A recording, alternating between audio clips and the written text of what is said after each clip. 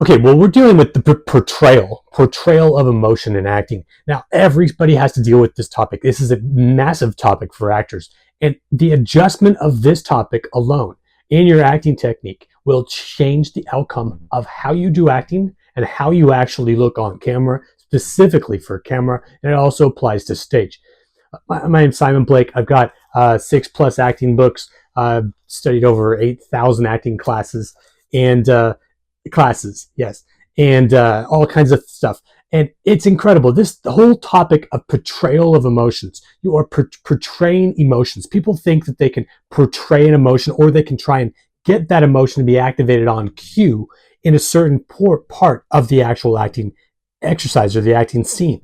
Now, there's ways to do that that would be able to bring out the raw, authentic emotion in the actor. And we're going to go over this because this is incredible. When we're dealing with portrayal, we fall over into the cusp of whether or not we're actually being real, and we want to be real in acting. See, in acting, we want to be able to be so real that we're literally putting ourselves into an exploratory situation where we're exploring the circumstances of what we're in, and we are in that in a real time experience.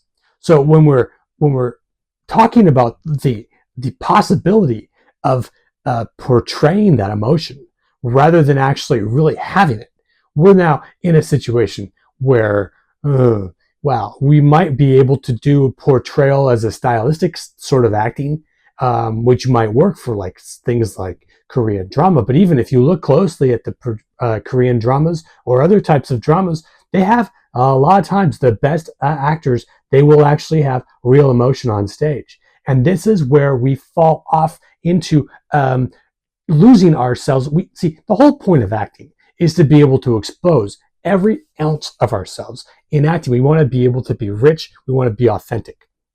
So look, we're dealing with portrayal of emotion versus real emotion.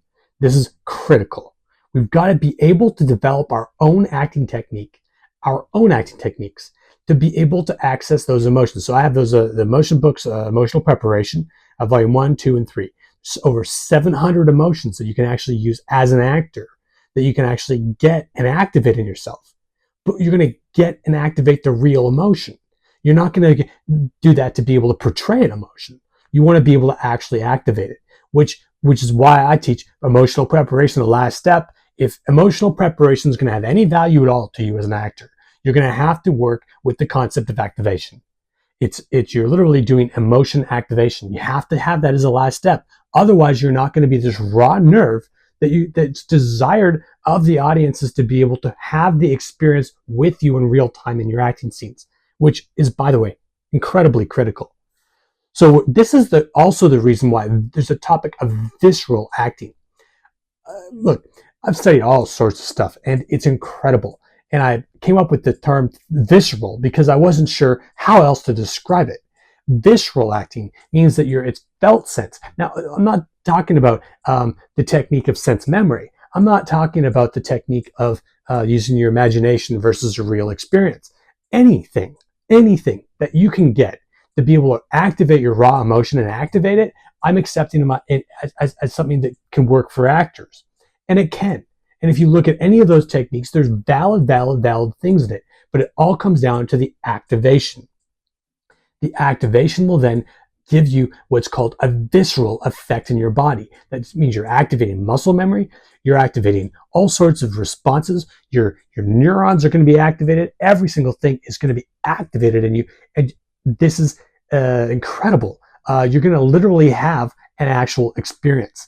Now, this experience, you might know some of the experience before you go into it, but you're definitely not going to be able to sum up the fullness of the experience of the acting scene when it's really good. And that is going to be the thing that you're going to have to learn to trust. And you can learn how to trust it by just making sure that you get your emotion activated enough. And when you go into your scenes, you let the other actor, and you have a vulnerability of the other actor so that your acting works, so that you're able to have responses come from yourself, and you express the responses that you get just readily, and then you get more and more activated. See, a good acting scene will build up because there's an intensity that builds on top of an intensity, which builds on top of an intensity. And it doesn't mean that it's super tense or the intensity isn't of lightheartedness. It could be something that's of comedic value. And the comedy builds and it builds and it builds and it builds.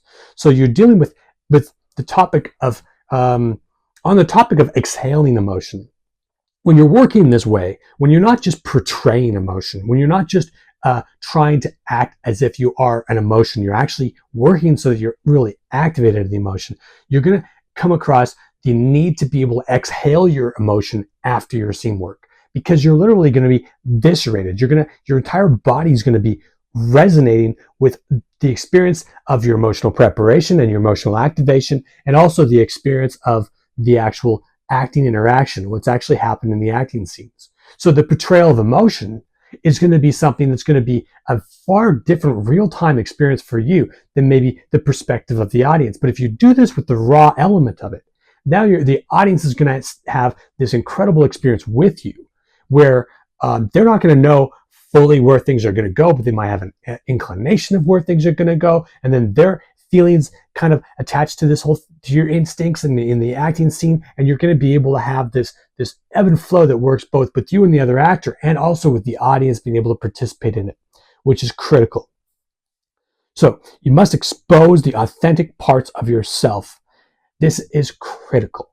You're exposing the authentic parts of yourself. Your job is not to be able to hide behind a portrayal.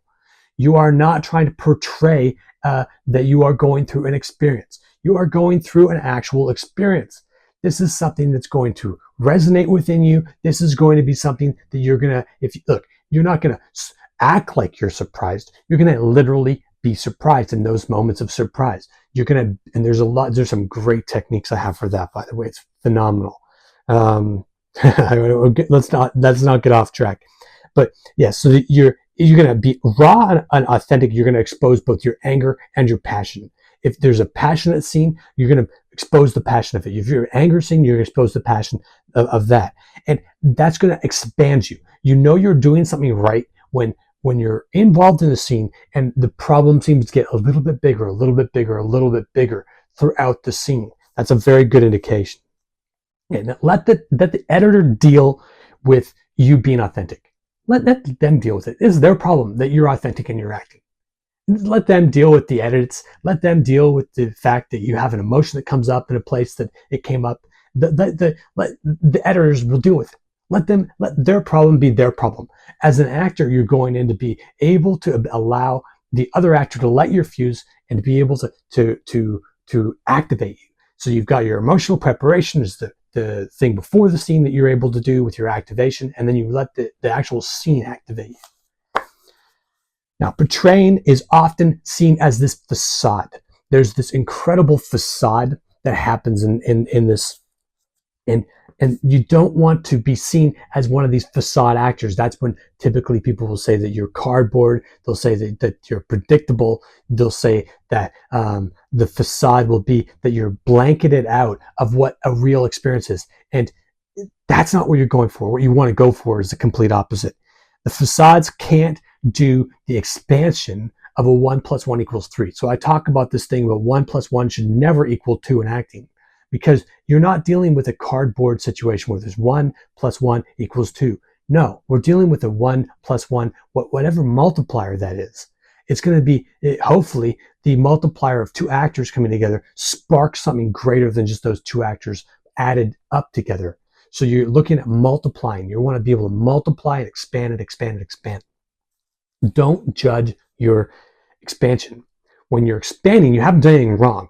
When you walk into a problem, you've got your emotional preparation, you're upset, there's a desire that you don't have, or there's a circumstance that you were expecting of an outcome, and then that didn't happen, or in this acting scene, and then maybe there's a scene where you're a boss and you're coming in, you're expecting something to get done, and that wasn't done, and then all of a sudden you realize that there's a bigger problem. You're expanding. Your emotion's going to be expanding. You're not doing something wrong because you're expanding. The mere fact that you've expanded more than what you've originally started with is a fact that you've actually done the scene well. It means that you should have confidence in that expansion and know that there's a dance going on. The dance is going to get more and more exhilarating the more you're in it, which is really good advice. Now, don't judge also how you get to the end of the scene. That's very, very important. And I want you to ask yourself, the last point here is I want you to ask yourself if you are willing to reveal yourself in your acting. Your job, incredibly, is to be able to reveal yourself. Every single bit of it. If you're attracted to an actor, and there's 8 different ways in Greek language to be able to definitions for the word love. So when there's a passion, it could be a passion that's a liking in 8 different ways. It could be many different ways. You could be expanded in one area. You go in blazing angry because you didn't get a job done that you wanted to get done. All of a sudden, the scene turns, and meanwhile, something happens, and that could be the scene. Or you're disappointed because the person that's in your acting exercise didn't do. You have a setup with the other actor, and they didn't follow through on what they'd promised. These are very good circumstances to work with because they activate you. So that's a mouthful, and it's a lot of stuff. This is 2 things quick. This is My Serious Activities book. There's more of these coming. These are great, and there's a lot of stuff to explain with this. This is very, very, very important.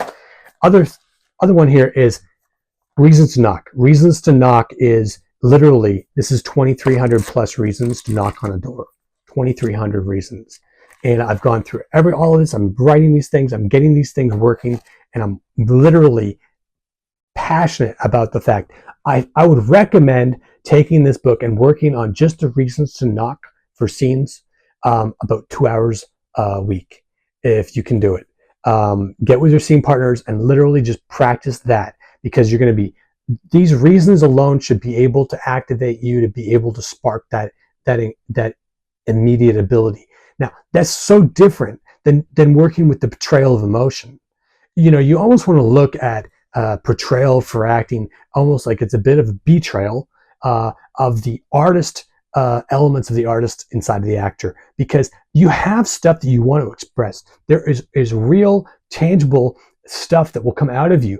If you throw yourself over into the vulnerability of your acting scene, you're going to be able to get that better. And some of the best reasons to knock are the reasons why you need something from the other person. First of all, every one of these reasons, I believe there's a reason to be able to, you can tie it in with different circumstances. You can work with it so that you've got a reason and there's a vulnerability of what you need from the other person. And that's going to be able to amplify what happens inside of you. You're going to be feeling that torn element where you're not necessarily torn, you're not necessarily blaming the other actor. You're literally going to be in this place where you're like, you've got all this stuff going on, and you might not even know how to recognize all that stuff. And that's what I'm talking about when I'm talking about expansion.